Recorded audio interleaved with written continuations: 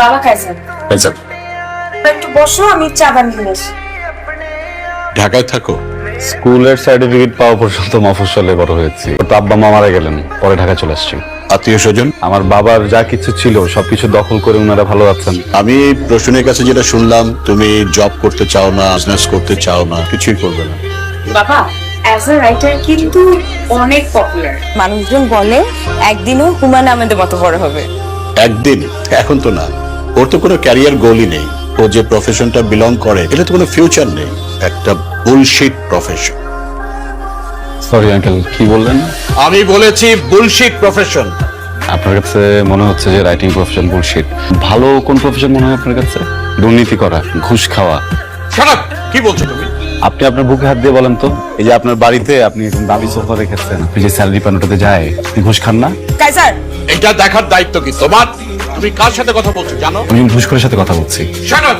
তোমার বাবা মা তোমাকে কোনো শিক্ষা দেয়নি? প্লিজ বাবা মাকে নিয়ে কথা বলবেন না। তুমি আমার বাড়িতে এসে কথা বলছো, আমাকে অপমান করছো। আপনি বাবা মাকে নিয়ে কথা বলবেন না। তোমার বাবা মা হচ্ছে অশিক্ষিত, মূর্খ। আসলে কি জানোয়ার? সে তখন থেকে দেখছি বাবা একটা কথা বলে তুমি কথা বলেই যাচ্ছ। উনি একটা বয়স্ক মানুষ, উনি না হয় তোমার কোনো কথায় বিরক্ত হয়েছে, তাহলে একটু বুকটা বন্ধ করে রাখো। কাইসার বাসা থেকে বের হও। আমার বাবা মাকে নিয়ে কাইসার আমার বাসা থেকে বের হও। আমি আমার দারোয়ান আজকে ডাকতেছি না, এটা আমার ফাইনাল ডিসিশন। আমার সাথে আর কোনো ধরনের যোগাযোগ করবে না, বের হও। বের হও কাইসার।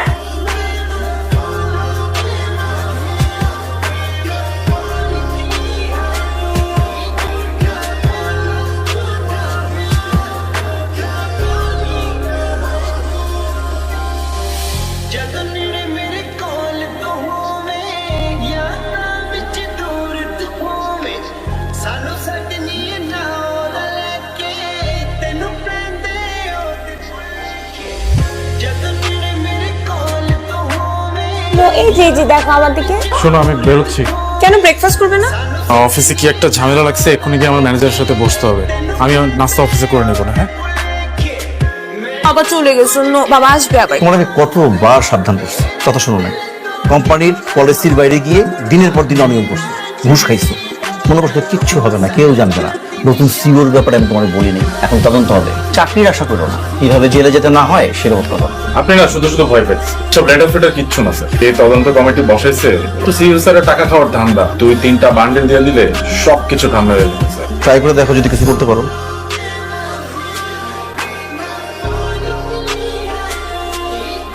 কি হয়েছে তোমার? কিছু না। কিছু তো একটা হয়েছে, বলো আমাকে। অফিসের একটা ফাইন্যান্সিয়াল প্রজেক্ট নিয়ে অনেক বড় ঝামেলা হয়ে গেছে। এখন না আমি বুঝতেছি না আসলে কিভাবে কি ম্যানেজ করবো। তো ম্যানেজার স্যার তো তোমাকে অনেক স্নেহ করে, উনি কোনো হেল্প করতে পারবে না? স্যারকে বেশ কয়েকবার বলছি। কিচ্ছু হবে না, এত টেনশনের কিচ্ছু নেই। ম্যানেজার স্যারের সাথে তো আমি কথা বলেছি কয়েকবার, ও দেখি কি করা যায়, টেনশন কোন না। এই যে শুরু হয়ে গেছে, ঘুমাতে আসো।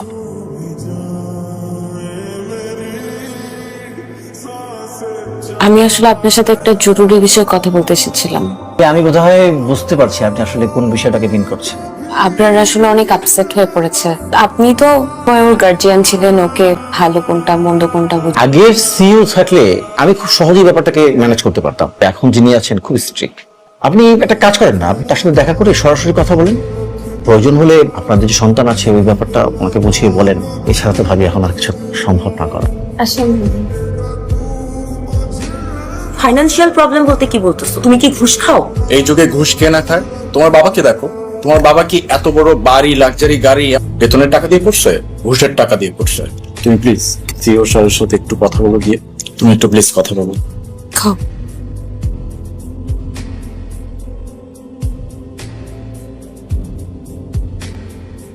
কাইসার, টিমের সবাইকে কনফারেন্স রুমে আসতে বলুন। কাইসার ওনাকে বলুন আগামীকাল আসতে। আপনাকে জন্য ফোন করে তারপর আসে।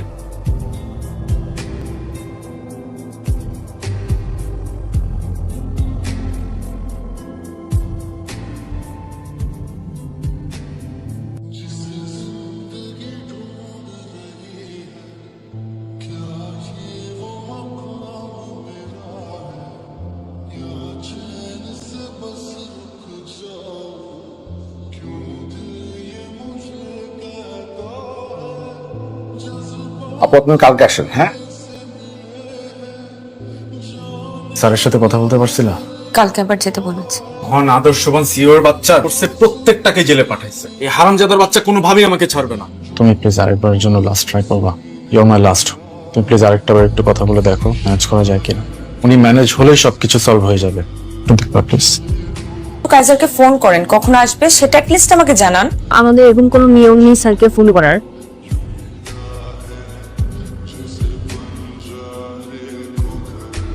আমার সাথে কথা বলার জন্য কি 5টা মিনিট সময় নেই তোমার হাতে? আপনি আপনি এখানে ম্যাডাম প্লিজ। বলুন। আমার হাজবেন্ডের নাম আবরার ফাহিম। ওর এগেনস্টে তদন্ত কমিশন গঠিত হয়েছে, কিন্তু ও কিছু করে নাই। যে ইনভেস্টিগেশনে কি হচ্ছে বিশেষভাবে খেয়াল রাখবেন, অপরাধী যেন সর্বোচ্চ শাস্তি হয়। আপনি আসতে পারেন। কাইজার, তুমি কি আমাকে চিনতে পেরেছো? জি না, কে আপনি? আমি প্রসূনের বাবা। সরি, কোন প্রশ্ন? আমি আসলে এসেছিলাম আবরার ফাহিমের ব্যাপারে কিছু বলার জন্য। ছেলেটার যদি এখন জেল জরিমানা হয়, আমার মেয়েটার দুধের বাচ্চাকে নিয়ে অসহায় অবস্থা করবে। সমাজের একটা শিশুর বাবা যদি জেলে থাকে, তার বেড়ে ওঠাটা স্বাভাবিক হয় না। লজ্জায় অপমানে আমার মেয়েটা হয়তো মরেই যাবে। তো এখানে আমার কি করার আছে বলুন? দেখুন মিস্টার, আমি দুর্নীতিবাজ, ঘুষখোর এই ধরনের মানুষগুলোকে না এখন দেখতে পারি না। বিশেষ করে এদের হয়ে যারা সাফাই গাইতে আসে তাদেরকে তো আরো না। আপনাকে একটা অ্যাডভাইস দিই, আপনার জন্য খুব ভালো হবে আপনি যদি এক্ষুনি এখান থেকে বেরিয়ে যান, প্লিজ। হ্যাঁ, আমি জলদি চলে আসবো, তুমি চিন্তা করো না। বলেছিলাম বাবা তোমাকে আবার অপমান করবে। এটা অপমান না, এটা প্রতিশোধ। আমরা পুলিশ দিয়ে ধরিয়ে দিয়েছিলাম, সেই জন্য প্রতিশোধ দিল। কাইজার আমার প্রত্যাখ্যান মানতে পারে, চাকরি, সাফল্য, দুনিয়াদারি এসব কিছুই ওর মাথায় কখনো ছিল না। একদিন সব পাল্টে যায় কাইজার, পাল্টে গেল আমার জীবন। কাইজার, তুমি কি চাও আমার থেকে? আমার জীবনটাকে তুমি তছনছ করে দিতে চাও? তুমি কি আমাকে রাস্তায় ফেলে দিতে চাও? তুমি আমাকে পথে বসাতে চাও? তুমি কি চাও আমি আমার বাচ্চাটাকে নিয়ে রাস্তায় রাস্তায় ঘুরে বেড়াই? কি করলে তোমার একটু শান্তি হবে বলো তো? তোমার অনেক রাগ না আমার উপরে? তোমার সাথে পার্সোনাল সময় কাটালে তুমি খুশি হবা? আমাকে তখন শান্তি দিবা?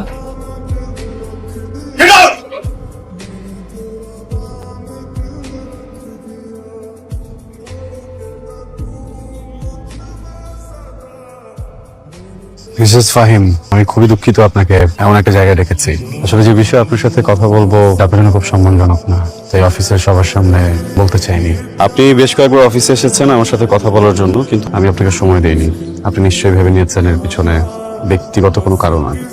আমি বা আমার কোম্পানি আমরা প্রফেশনাল কথা বলতে চাচ্ছিলাম। এখানে আপনার হাজবেন্ডের করা সব ফ্রডের ডিটেলস আছে। সচেতন মানুষ হিসেবে পুরোটা দেখে আমাদের বলবেন এর সাথে আমাদের কি করা উচিত। তোমার যেটা ভালো মনে হয় তুমি করো, আমার তোমাকে বলার কিছু নেই। মিসেস ফাহিম, আমরা অবিবেচক নই। আপনার পরিবারের বিষয়টা আমরা ভেবেছি, আপনার সন্তানের বিষয়েও ভেবেছি। অ্যাপয়েন্টমেন্ট লেটার আপনি চাইলে কাল থেকে জয়েন করতে পারেন। Thank you. ওয়েলকাম। কাইজার, আমাকে কি একবার নাম ধরে ডাকবেন?